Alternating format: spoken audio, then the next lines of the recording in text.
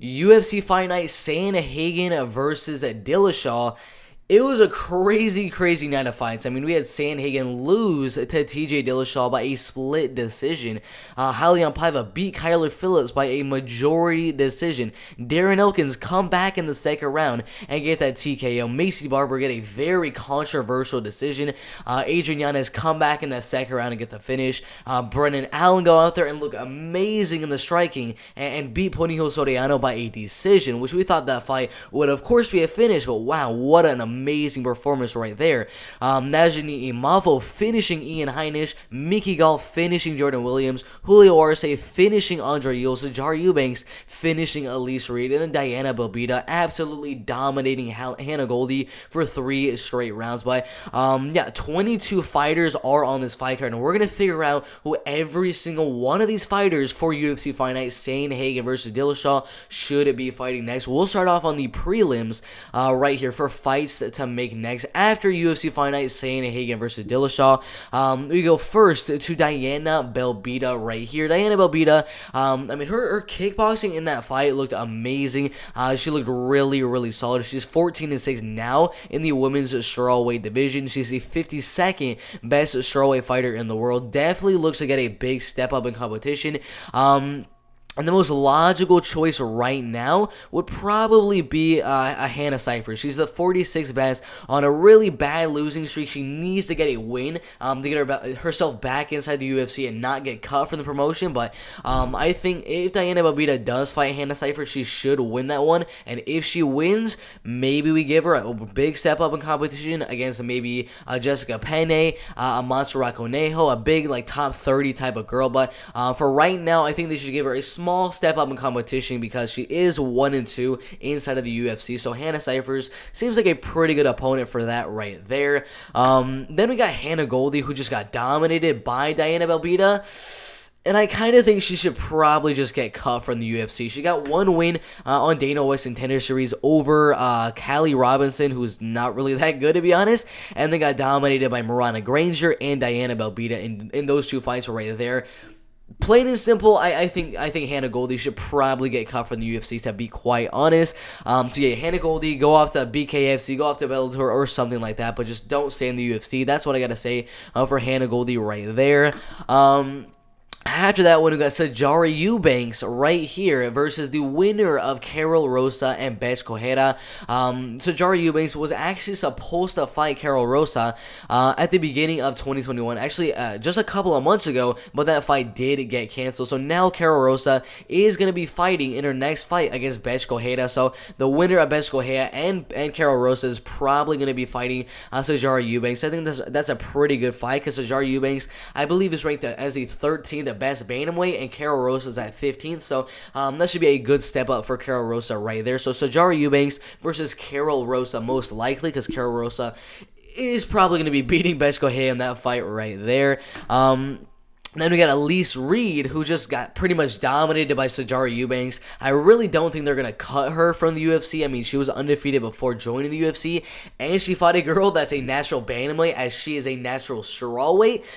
So I think they're going to give her a nice fight in the women's strawweight division. I think Miranda Granger is a good fighter to do that with, because Miranda Granger is probably going to keep that fight on the feet. It'd be a really solid striking fight. Give her a pretty good striking fight right here. Miranda Granger versus Elise Reed. I'm not too sure who would win that one. I think it'd be very even. Miranda Granger was going to be a lot longer, a lot lengthier, could stay at range and just box for the win. But Elise Reed, we know her pressure, we know her power, we know her combinations. I think that'd be a really good fight in the women's strawweight division right there. And then after that, we got Julio Arsei, who just got an amazing knockout win on Andre Ewell in the second round. A good step up in competition would be Davey Grant right now, because he is moving to the bantamweight division. Julio Arsei isn't really ranked as a bantamweight fighter right now. He's a natural featherweight moving down to the bantamweight division. So I think fighting a guy like Davey Grant, let's see, where is he? Where is Davey Grant at? I think I pressed the wrong division. The bantamweight division right here. Davy Grant is, let's see, he is right now the 27th best bantamweight in the world. I don't think they should give him any of these guys. I think Davy Grant, coming off a loss, needs a rebound type of fight after losing to Marlon Vera. So Davy Grant versus a guy like Julio Arsei would be an absolutely amazing boxing fight because they both have a lot of power in their hands. I think that'd be a really, really good fight in the bantamweight division right there. And then we got the loser of the Julio Arsei fight in Andre Ewell, who I believe right now is like the 40th best bantamweight. Yeah, he's the 40th best bantamweight. And then you got Tony Gravely, who just keeps on fighting lower level fighters. Fought Ray Rodriguez, Darren Mima, Geraldo de Freitas, Anthony Burchuk. He just keeps dominating all these guys. He deserves a step up in competition. So I think Tony Gravely should get that step up and fight a guy like Andre Ewell. And I think it'd be a decent fight in the bantamweight division right there. And then we go into the welterweight division with Mickey Gall, who just got an amazing win over Jordan Williams. And in the fight, I mean, he looked good on the feet as well. He actually stumbled Jordan Williams in the striking, I believe with a left hook. I'm not too sure, but he landed a really, really good shot on the feet. Looked pretty powerful as well. But eventually got that rear naked choke submission. So I think a perfect opponent for a guy like Mickey Gall would be a guy that has really, really solid, powerful, fast striking in Matthew Semelsberger, but also has solid wrestling and takedown defense, just to see if maybe he can hang with the striking of Matthew Semelsberger, or even get a takedown on a pretty good guy in the wrestling and takedown defense in Matthew Semelsberger right there. So I think that'd be a really, really solid fight in the welterweight division. Then we got Jordan Williams, Luis Cosi. I really don't know what to do with Jordan Williams. If you guys have any other suggestions for who Jordan Williams should be fighting next, I really have no idea, because inside the UFC right now, he is 0-2 to Nasruddin Imavov and Mickey Gall. Now is in the welterweight division. I really couldn't find like a clear-cut guy that Jordan Williams should be fighting next in the welterweight division. So I just picked Orion Cosi right there. He has pretty good striking, pretty good wrestling, and I think it'd be a pretty decent fight, but put who you think Jordan Williams should be fighting next, because I really do not know. I just put Luis Cosi just because of it. I don't know, give a good step up in competition for Luis Cosi, but I really have no idea who he should be fighting next right there. Any suggestions, put that in the comment section below. After that fight, we got Ian Heinisch, who just got pretty much dominated by Nasruddin Imavov. He was the 18th best middleweight fighter in the world. He's got some pretty good wrestling, pretty good takedown defense, and some pretty good striking as well.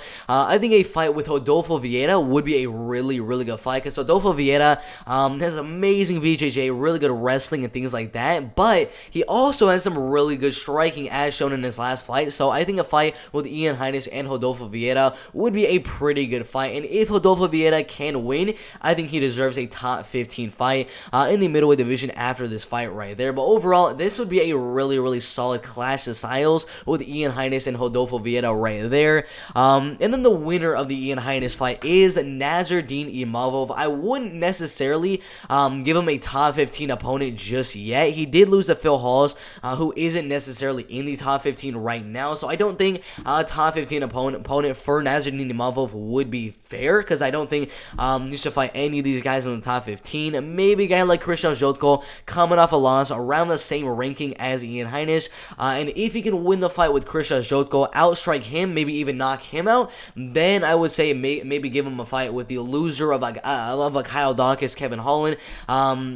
Maybe the loser of Uriah Hall and then Sean Strickland, something like that. But I think he needs one more fight outside of the top 15 before we then give him a fight inside of the top 15. So Nasruddin Imavov versus Krzysztof Jotko right there. And then we got Brendan Allen, who looked amazing against Punihil Soriano. He's a natural grappler and a wrestling type of guy. He has a lot of submission wins and a lot of dominant decisions in his career. 9 submission wins, coming off a Carl Robertson heel hook submission win, and then a dominant decision win over Punihil Soriano. In the striking game, he went for 0 takedowns, but his striking looked absolutely amazing. So I think a perfect opponent for Brendan Allen with this newfound striking and its way, way better wrestling and grappling would be against Edmund Shabazian, who needs a test against a really solid grappler and wrestler like a guy like Brendan Allen, but who also has really solid striking. So Brendan Allen versus Edmund Shabazian, I think, would be an amazing, amazing fight. Personally, I do think Brendan Allen would win the fight, but overall, really, really solid fight right there. After that fight, we go to Punihil Soriano and then Bruno Silva. So Punihil Soriano, we just saw the last fight. Punihil just kind of got dominated for 3 straight rounds. It was 30-27, and some of the judges did have a 29-28. But I think he deserves a fight. He doesn't deserve a fight above him in the rankings. He's going to have to fight a guy below him in the rankings. And I think an absolute banger of a fight in this middleweight division would be Punihil Soriano, who has a buttload of knockout wins, and then Bruno Silva, who also has a buttload of knockout wins, first round knockout win, fourth round knockout win, first round. I mean, both fighters right here in Bruno Silva and Punihil Soriano have a lot of power. So I think Punihil Soriano, Bruno Silva would be an absolute banger in this middleweight division. So sign me up for this fight. Put it on the main card of a fight night, and I'd love to watch it. But Punihil Soriano and Bruno Silva right there.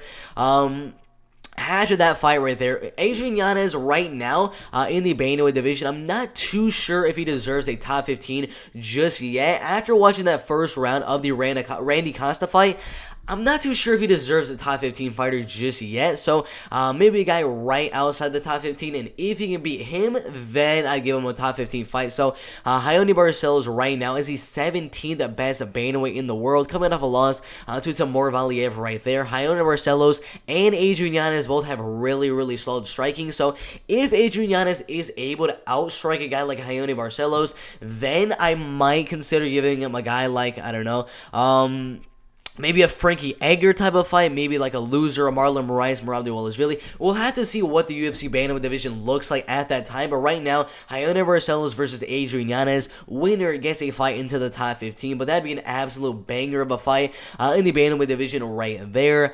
After that fight, we got Randy Costa, the loser of the Adrian Yanez fight. He looked really, really good with that jab in the first round. But the second round, I mean, yeah, he got TKO'd by Adrian Yanez. So, right now, I think he deserves a step down in competition after losing to Adrian Yanez. So, Ronnie Lawrence and Trevin Jones right there are both really good up-and-coming prospects, just like Randy Costa. So, the winner of Ronnie Lawrence and Trevin Giles deserves a big step up in competition. And a perfect fight would be a really, really good striker who has a lot of power in his hands and does amazing in the first round in Randy Costa. So, it'd be a good clash of styles. Either way Randy Costa fights Trevin Jones, it'd be an amazing striking fight with a little bit of grappling from Trevin Jones. Ronnie Lawrence versus Randy Costa, we have to see if Randy Costa can defend the takedown. So I think either way, Randy versus Trevin or Randy versus Ronnie would be a really, really good fight right there. After that one, we go Miranda Maverick and Viviana Araujo. So of course, Miranda Maverick won that fight. She definitely won that one on the judges' scorecards. I have no idea what those judges were thinking, giving Macy Barber the win right there. But we got Miranda Maverick, and in my opinion, deserves a step up in competition because she won the fight. I mean, it's very, very obvious that Miranda Maverick ended up winning that one. So, she deserves to step up in competition. And I think a good step up in competition would be a decent striker in Viviana Araujo right there, who also has some really, really good ground and pound. So, I'm curious to see the striking and the wrestling and the grappling would all be very, very even. So, I think this fight right here makes a lot of sense because Viviana Araujo definitely does not deserve a step up in competition. So, a step down against a girl like Miranda Maverick makes a lot of sense in my opinion right there. And then Macy Barber, I think she should fight the winner of Mana Fiora and Mayra Bueno Silva. I think it's about time someone gives Mana Fiora right here a step up in competition. She's just an absolute beast. I mean, her striking is amazing. TKO win, TKO win, TKO, TKO, TKO, TKO. I mean, her striking is just absolutely amazing. So Mana Fiora versus Macy Barber. And we can see if Macy Barber is able to get the fight to the ground and use her wrestling and grappling and just limit the striking of Mana Fiora because she has amazing striking. So, and I personally do think Mana Fiora would win that fight, but I think either way, that'd be a really, really good fight in the women's flyweight division right there. After that one, we got some veterans right here. Darren Elkins just got a very, very weird win because he lost the first round in dominant fashion to Derrick Minner, but we all know that, Darren Elkins, he's never done. He can lose the first round, lose the second round. Does not matter. He's going to tire you out by letting you punch him in the face. While you're punching him in the face, you're going to get tired out, and he's going to come back in the later rounds and finish you just as he did to Derrick Minner right here. Darren Elkins is an absolute beast. face. I don't know how he just keeps on doing it. I mean, he always looks like this at the end of his fights. It's just absolutely crazy. But right now, I think he deserves another veteran type of fight. And I think a fight with a guy like Cub Swanson coming off a knockout loss to Giga Chikadze would be a pretty good fight, because Cub Swanson is nearing the end of his career. Darren Elkins is also nearing the end of their career. So once you have guys nearing the end of their career, veterans in the UFC bantamweight, featherweight division, and everything like that, they should be doing some veteran type of fight. So I think Darren Elkins versus Cub Swanson would be a really, really good fight right there. And then we got Derrick Minner and Tucker Lunt. So Tucker Lunt just got a nice win in his last fight. First fight inside the UFC. He deserves a decent step up in competition. He has really solid wrestling, very good ground and pound, and probably going to have the better striking than Derrick Minner right here. So I think it'd be a very good clash of styles in the wrestling and grappling game. Tucker Lunt might have the striking advantage, but does he have that wrestling and grappling advantage? That's what we'll have to see. So Derrick Minner versus Tucker Lunt seems like a good fight right there. And then we have Raulian Paiva and Rafael Assunção. I did spell that incorrectly. Raulian Paiva, Rafael Assunção. So Raulian Paiva he looked pretty good in the fight. I mean, they both got pretty gassed in that co-main event. I mean, it was just an absolute war. They both rocked each other many, many times, and they were so tired after that fight. I'm not too sure if Raulian Paiva is going to move down to the flyweight division or stay up in the bantamweight division, but we do know Kyler Phillips was supposed to fight. In his next fight, he was supposed to fight Rafael Assunção, and that fight did get canceled. Instead, Raulian Paiva stepped in and fought Kyler Phillips right there. So, Raulian Paiva beat the guy that was supposed to beat Rafael Assunção, who is right now, I believe, the 10th or 11th best bantamweight. So, I think Raulian Paiva should stay in the bantamweight division and fight Rafael Assunção. And I think it'll be a really, really solid striking fight right there. After that one, we got Kyler Phillips. I mean, Kyler Phillips is an absolute beast. I personally think the fight with Raulian Paiva was a 10-8 in the first, and I think it was a draw. But either way, he's a very good prospect in this bantamweight division, and in my opinion, he should be fighting another prospect, and the winner of these two prospects should probably get a top 10 type of guy. But Jack Short and Umar Nurmagomedov are going to be fighting on that London fight card a couple of months from now. Jack Short, amazing wrestling, amazing grappling, really good submission skills. Umar Nurmagomedov, solid striking and really good takedown defense as well. Personally, for this fight, I do think Said Nurmagomedov is going to be the one winning that fight. So I think a fight with Said Nurmagomedov and Kyler Phillips, it'd be an amazing fight, because Said Nurmagomedov or Jack Shore, the winner, definitely would deserve a top 15 fight, and Kyler Phillips is in the top 15, so Kyler Phillips versus the winner of Said Nurmagomedov and Jack Shore seems like an amazing fight right there. After that one, we got Corey Sandhagen coming off a very close fight in the bantamweight division right there. He just fought TJ Dillashaw, who came back after, 4 straight years out of the UFC. Absolutely insane. But he's not going to fight for the belt. He just lost the fight, so he's not going to fight Petr Yan or Aljamain Sterling. Maybe he'll fight the loser of that fight, Petr Yan and Aljamain Sterling. Maybe that's a possibility. I don't think he's going to fight Rob Font just yet. I think maybe they're probably going to do Corey Sandhagen versus the winner of Pedro Munoz, Jose Aldo, because the winner of Jose Aldo, Pedro Munoz, is definitely going to deserve a top, a number 1 or number 2 contender. So the winner of that fight, in my opinion, should be fighting Corey Sandhagen. And then right after that, Corey Sandhagen versus Jose Aldo or Pedro Munoz. The winner of that fight of Corey Sandhagen versus the winner, then is going to fight the loser of Petr Yan and Aljamain Sterling, and then the winner of that will be fighting for the belt after that. But there's a lot of interesting things that could happen in the bantamweight division. Personally, I think Corey Sandhagen should be fighting the winner of Jose and Pedro, and then of course TJ Dillashaw should probably fight the winner of Petr Yan and then Aljamain Sterling right there for the belt. I don't think they should give TJ Rob Font or something while they wait, because Petr Yan, Aljamain Sterling is going to happen on UFC 267, which is not too far from now. It is on October 30th, July, August, September, October. It's only 2.5 months away, so I think I think TJ Dillashaw could wait that amount of time after taking 4 years off, and he should be able to fight the winner of Petr Yan and Aljamain Sterling for the belt. But overall, those are what I think it should be the next fights for all the winners and losers losers of UFC Fight Night Sandhagen versus Dillashaw. There's probably a lot of better fights out there because I really don't know who Jordan Williams should fight. I mean, there's a lot of fights you can probably switch up to make it a little bit better, but that's just what I think just an hour or two after the fights are done. Diana Balbita versus Hannah Cifers. Hannah Goldie just getting cut from the UFC. Tajara Eubanks versus the winner of Carol Rosa and Bess Cojera. Elise Reed versus Marana Granger. Julio Arsei versus Davey Grant. Andre Ewell versus Tony Gravely. Mickey Gall versus Matthew Semmelsberger. Jordan Williams versus I really don't know who. I just put Luis Conce right there. Ian Heinisch versus Rodolfo Vieira. Nazardine Imavov versus Christian Jotko. Brennan Allen versus Edmund Shabazin. An absolutely amazing fight. Puniho Soriano versus Bruno Silva. Adrian Yanez versus Hayoni Barcelos. Randy Costa versus the winner of Trevin Jones and Ronnie Lawrence. Marana Maverick versus Viviana Araújo.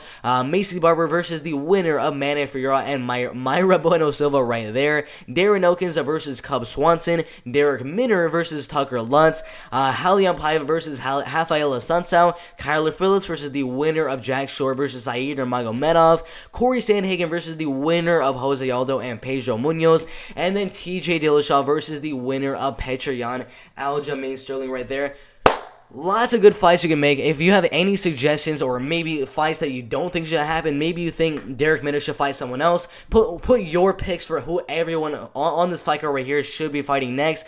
But that is my pick for who everyone on UFC Fight Night Sandhagen versus Dillashaw should be fighting next, win or lose. Overall, it was a very, very solid fight card. Lots of underdogs winning. TJ Dillashaw, the underdog winning. Halion Paiva, the underdog winning. Darren Elkins, the underdog winning. Macy Barber, the underdog winning. Brennan Allen, the underdog winning. Nazardine Imavov, the underdog winning. Mickey Gall, the underdog winning. And then Diana Balbito, the underdog winning. So 1, 2, 3, 4, 5, 6, 7, 8 out of the 11 fights had underdogs winning their fights. Now, out of all of those underdogs, I did have Nazardine winning, and then I did have Diana Balbita winning, but that's about it. I mean, a lot of underdogs winning on this fight card. An absolutely amazing fight card, but that's what I think should happen next. Thank you guys for watching this video. Make sure to hit the like button, subscribe to the channel, and everything like that. But we'll see you in tomorrow's video for UFC 263, and we'll talk to you later. Let's go.